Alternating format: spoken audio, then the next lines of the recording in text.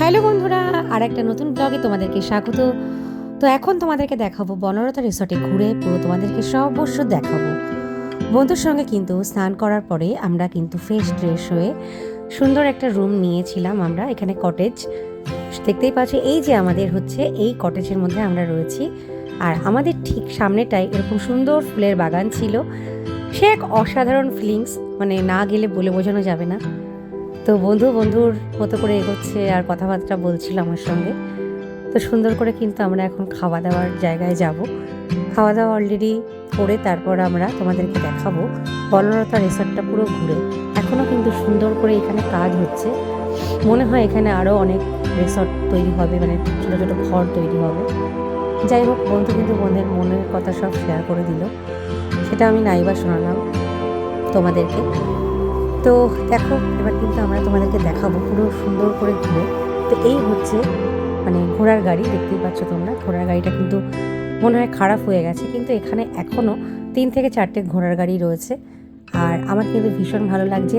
আর এই যে জঙ্গলের এই যে পাতাবাহারি গাছগুলো হয়, শালপিয়ারের গাছগুলো হয়, এত ভালো লাগে কিছু বলার নেই। আর মানে দেখেই কিন্তু একটা দারুণ একটা গ্রাম্য গ্রাম্য পরিবেশ। আর এই যে দেখতে পাচ্ছ গাড়িটা, এই গাড়িটা কিন্তু একটা পুরোনো দিনের প্রচণ্ড একটা অ্যাম্বাসেডার ছিল। তো পরে ওটাকে দিয়ে কিছু একটা করবে হয়তো। তো সবাই কিন্তু আমরা এখানে ফটো তুলে নিলাম, ফটো পোস্ট করবো, তোমরা দেখতে পাবে। আর আমি কিন্তু এখানে আসলাম ভিডিও বানানোর জন্যে।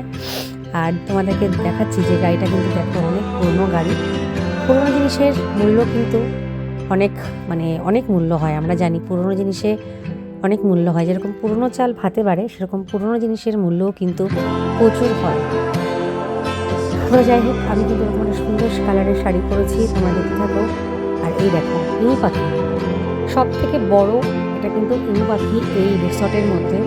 ওর অনেক বয়স হয়েছে, মোটামুটি অনেক বয়স, ঠিক আছে। দেখো কেমন করে সুন্দর করে ও নিজের খেয়ালে খেলে বেড়াচ্ছে। ওরা ভীষণ জোরে দৌড়াতে পারে। এই যে বন্ধু বলছে তো চল এই পাশটা একটু দেখা। তো আমাদের রিসর্টের পাশে কিন্তু একটা অর্গানিক পুকুর ছিল, নিজে থেকেই একদম মানে তৈরি করা পুকুর। আর রিসর্টের ঠিক অপোজিটে, পুকুরের ঠিক অপোজিটে অনেক বড় বড় কটেজ দেখতে পাচ্ছ। এই কটেজগুলোও কিন্তু নানা রকম রেঞ্জের আছে। তো আমি এটাই বলবো, সিরিয়াসলি তোমরা এখনই চলে আসো, এখনই ঘুরে যাও। এখানে কিন্তু তোমাদেরকে থাকতে খুব ভালো লাগবে। ফ্যামিলি মেম্বারদেরকে নিয়ে আসো, বন্ধুদেরকে নিয়ে আসো, একটা দিন কাটিয়ে যাও, ভীষণ ভালো লাগবে। শীতকালে আসার চেষ্টা করবে, এখনও মাঝে ফেব্রুয়ারি মাসটা পুরো পড়ে আছে। তোমরা চলে এসো, এখানে এসে থেকে মজা নাও, আনন্দ করো। তো ভীষণ সুন্দর, ভীষণ। আর সবথেকে বড় কথা, এখানকার ফুলের বাগানগুলো আমার ভীষণ ভালো লেগেছে। তো এখানে কিন্তু তোমরা চাইলেও বন্ধুদের সাথে মজা করতে পারবে। এখানে পাশে নিজস্ব বার আছে, বার কাউন্টার রয়েছে ওদের, তো কোনো অসুবিধা নেই। তো আমরা কিন্তু একটুখানি ওখান থেকে সুন্দর করে মানে ঘোরার পরে, খাওয়া দাওয়া করার পরে তোমাদেরকে দেখাচ্ছি পুরো আরও কত কিছু রয়েছে। দেখো কত রকম পিটুনিয়া। আর এই যে এত বড় একটা ঘর দেখতে পাচ্ছ, শুধুমাত্র 4-5টা খরগোশের জন্যে। মানে খরগোশেরও কিন্তু একটা এত বড় কটেজ টাইপ করে দিয়েছে। হাই, হ্যালো, তোমরা কেমন আছো? কেমন আছো? হ্যালো। দেখো ওরা কি খাচ্ছে, ওরা সবজি খাচ্ছে। ওদেরকে টমেটো দিয়েছে, ফুলকপি দিয়েছে, আলু দিয়েছে। তাই বন্ধু তো পুরো অবাক হয়ে গেছে, কারণ বন্ধু না এসব জিনিস দেখেনি। ও কলকাতার ছেলে তো, তো এইসব জিনিস ও দেখেনি। হ্যাঁ, ও তো অবাক হয়ে যাচ্ছে সব দেখে।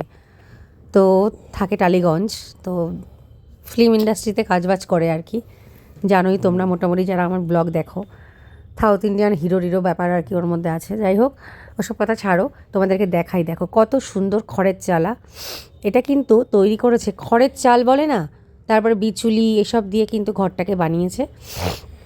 তো আমি যেখানে যাচ্ছি সেখানেই কিন্তু ভিডিও করছে, আর অন্যরাও চলে আসছে। জানি না কেন, হয়তো তাদের মনে হচ্ছে এখানে গিয়ে ভিডিও করতে গেলে ভালো হবে। তো এই দেখো আমি কিন্তু পোজ টাচ দিয়ে ফটো তুলতে শুরু করে দিলাম। তো এত ভালো লাগছে, ঝুড়িগুলোও যেন এত সুন্দর লাগছে দেখতে। নর্মাল ঝুড়ি এত সুন্দর করে সাজিয়ে রেখেছে ওরা। আর পিটুনিয়া ফুলের কত রকম কালার, কত রকম পিটুনিয়ার কালার। রক্ত গাধা থেকে শুরু করে, পিটুনিয়া থেকে শুরু করে, কিছু বলার নেই। আর এত বুড়ো ছেলে এখন দোলনায় চড়ছে। যাই হোক, রিসর্টে ঘুরতে আসলে সবাই কিন্তু কচি হয়ে যায়। যতই বুড়ো বুড়ো মন হোক না কেন, বয়স হোক না কেন, কিন্তু আমাদের মন বাচ্চা বাচ্চাই রয়ে যায়। তো বন্ধু কিন্তু দোলনায় চড়ে নিল, আবার সানগ্লাসটা চোখে পড়ছে, দেখতেই পাচ্ছ দেখো। তো যাই হোক, খুব মজা করে কাটাচ্ছি আমরা দিনটা। আর এদিকে আমি আবার চলে আসলাম একটুখানি দোলনায় দুলতে। ঠিক আছে, বুড়ি তার আবার দোলনা চড়ছে, আর কি বলবো, আর কিছু বলার নেই। যাই হোক, দেখো সুন্দর করে কিন্তু দিনটা কাটাচ্ছি আমরা। তো দোলনায় দুলছি, আর দুলতে দুলতে এই গানটাই মনে পড়ছে, দোল দোল দুলনি, রাঙা মাথায় চিরুনি, বর আসবে এক্ষুনি নিয়ে যাবে তক্ষুনি।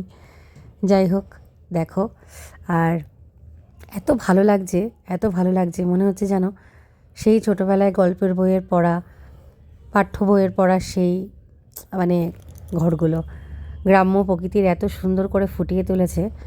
আর এরকম বাঁধাকপি তো আমার জীবনে প্রথমবার, ফার্স্ট টাইম দেখা। আমি তো যা দেখছি তাই অবাক হয়ে যাচ্ছি, এত ফুলের রাজ্য মানে ভাবাই যায় না। আর বাচ্চাগুলো কিন্তু দেখো ঘোড়ার গাড়িতে উঠেছে, আমি আর এই বুড়ো বয়সে ঘোড়ার গাড়িতে উঠলাম না। তো তোমরা কিন্তু এখানে বাচ্চাদেরকে নিয়ে ঘোড়ার গাড়িতেও চড়তে পারবে, কোনো অসুবিধা নেই। আর এই দেখো ফুলের স্বর্গেতে মানে কত রকম ফুল, আমি তো ফুল দেখে অবাক হয়ে যাচ্ছি। বন্ধুও খুব খুশি হয়েছে, সেটাই বলছে।